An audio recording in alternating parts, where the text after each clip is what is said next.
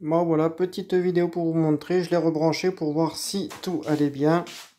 Je l'ai mis au dernier cran et du coup...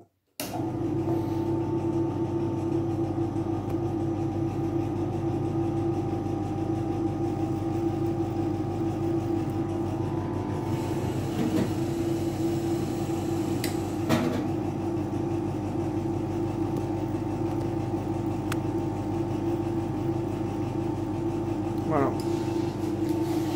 Je n'ai absolument rien démonté. J'ai juste voulu la mettre en route comme ça pour l'essayer.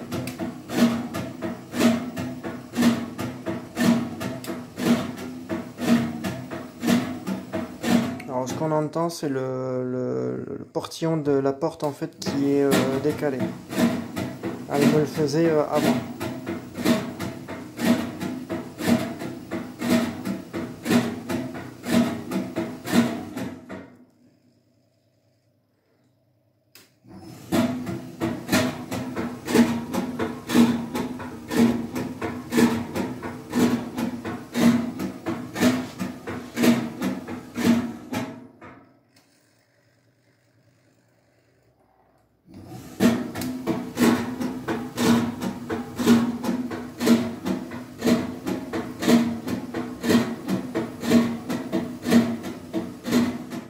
Voilà, du coup une petite bébête qui va être démontée pour être nettoyée complètement dans une semaine et demie. Voilà, une semaine et demie, je vais m'atteler à cette mémère. Voilà, sans essorage. Alors sans essorage, elle s'arrête. Et là, quand on la remet en route, voilà.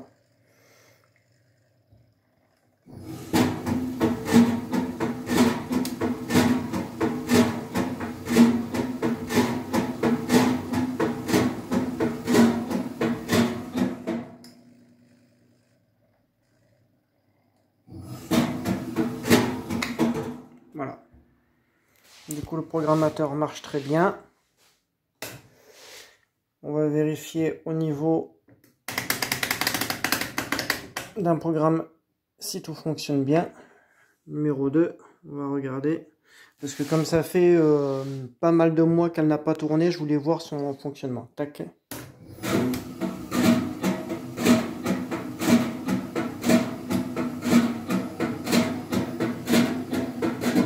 Voilà, nickel. Mettre en essorage final. Voilà. Ça, c'est le bac.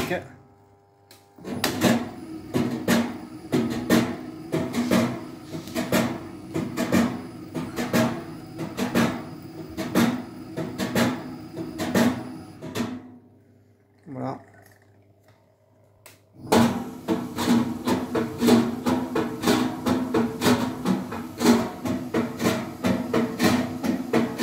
Mettre le cran après.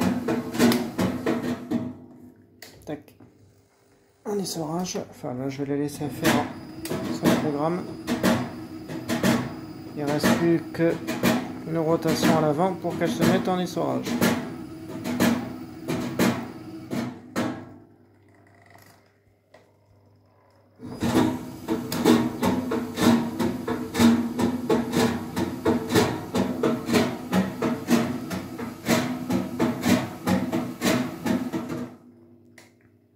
Elle fonctionne très bien cette mémère.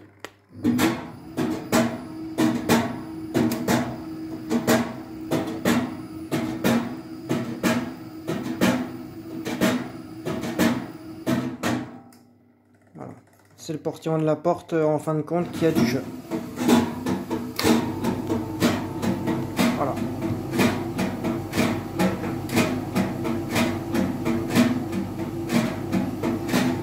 La pompe elle marche. Voilà.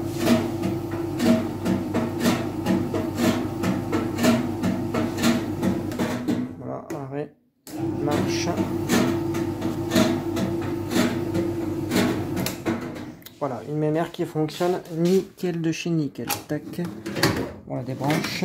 On ne peut pas l'ouvrir parce qu'il y a la sécurité pendant l'essorage que la porte se verrouille.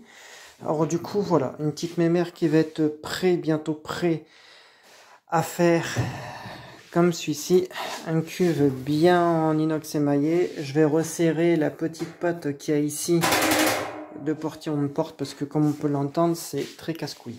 Alors du coup, une fois resserré, après ça va être du nickel. Voilà, est-ce qu'elle peut s'ouvrir? Non, pas encore. Mais autrement, voilà, une petite mémère, la vitre sera nettoyée. Alors bien par contre, au niveau d'ici de la sellerie graphique qu'il y a sur la vitre, je n'y toucherai pas parce que c'est hyper sensible. Comme on peut voir, ça a commencé déjà à se défaire, enfin à s'effacer, on pourrait dire ça. Alors du coup, voilà, je voulais faire une petite vérification de tout, de l'ensemble, voir s'il n'y avait pas de problème, parce que comme elle n'a pas fonctionné depuis pas mal de mois, enfin ça fait maintenant 2 ans maintenant qu'elle a pu tourner, ouais, 1 an et demi, 2 ans. Alors du coup, je voulais voir vraiment l'état avant de la refaire en fonction complète. Voilà, est-ce que la porte s'est remis? Non, pas encore. Voilà, c'est assez long, mais autrement la mémère elle est encore très bien, elle est encore très bien dans ses petites papates. Voilà, actuellement je suis en train de faire quelque chose pour certaines pièces dont je ne vous dirai pas parce que c'est absolument privé dans ce que je suis en train de refaire. Il y aura à mon avis très peu de personnes qui sauront de ce que je fais. Voilà. Du coup, bon, voilà, comme vous pouvez voir, les 834, les pièces ne se font plus du tout. Alors du coup, je suis en train de faire quelque chose pour. Voilà. Du coup, voilà, sécurité qui est très longue. Hein. Je vais le remettre à 0. Voilà, paf, à 0. Alors du coup, voilà, c'est la sécurité. Non, voilà, la sécurité, c'est... sur ces modèles-là, ils ont toujours été très longs, mais autrement, voilà, ça reste des bécanes toujours nickel, quoi. Ça marche à tout, c'est magnifique, c'est... Voilà, quoi. On peut rien dire sur ces modèles-là. Alors, est-ce que... Non. Bon, faudra attendre un petit moment, c'est ça qui est très casse-couille. Mais autrement, voilà, une petite mémère dont actuellement ma petite Clo-Clo, elle va en bénéficier. Voilà, spécialement pour elle. Et du coup, je suis toujours... Voilà, sécurité qui s'est remis. Voilà, elle est très sale.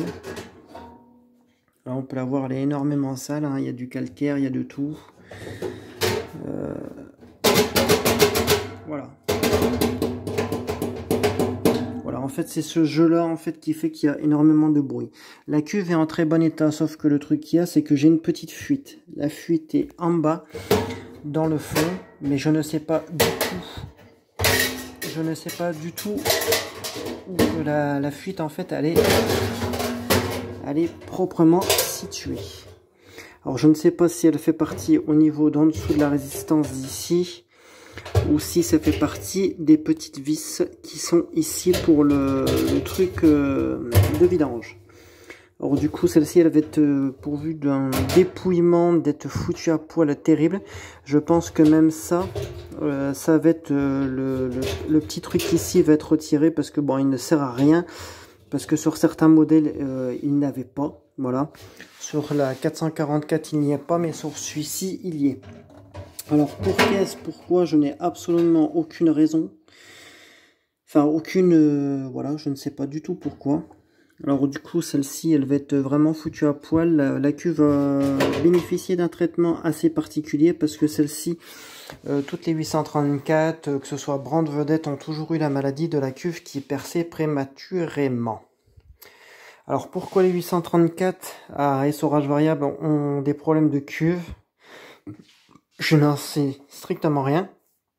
Et pourquoi que les modèles à essorage simple ne l'ont pas? Mon hypothèse à moi, ce serait qu'en fait, au vu de l'essorage qui est fort, l'eau en fait, comment dire, tape beaucoup dans les parois et tout ça, et du coup, ça fait que il y a une usure prématurée sur ça. Ou l'hypothèse, ce serait en fait ce petit truc en ferraille ici là, ça pour que l'eau en fait, elle puisse vidanger correctement ou je sais pas. Pareil, moi je dis, ça peut venir de ça. Voilà. Après, je ne peux pas m'énoncer sur une hypothèse dont je ne sais pas du tout.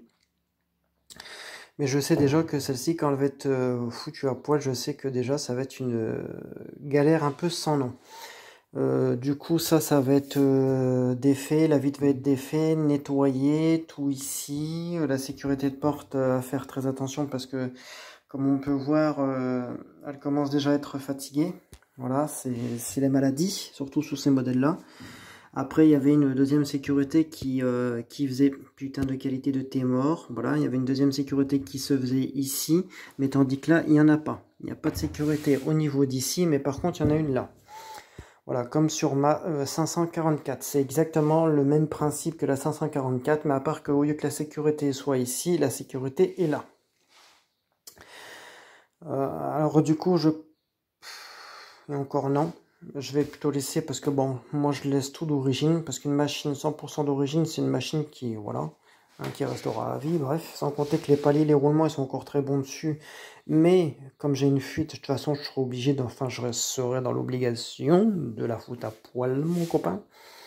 Alors du coup, voilà, en espérant d'avoir mon téléphone, d'avoir mes sous-sous avant pour moi acheter mon téléphone, parce que bien évidemment, hein, le modèle que je veux, eh ben, soit il n'y en a plus, ou soit les commandes sont très très longues, hein, parce que la matière première, bien évidemment, comme vous le savez tous, elle est à casse-couille.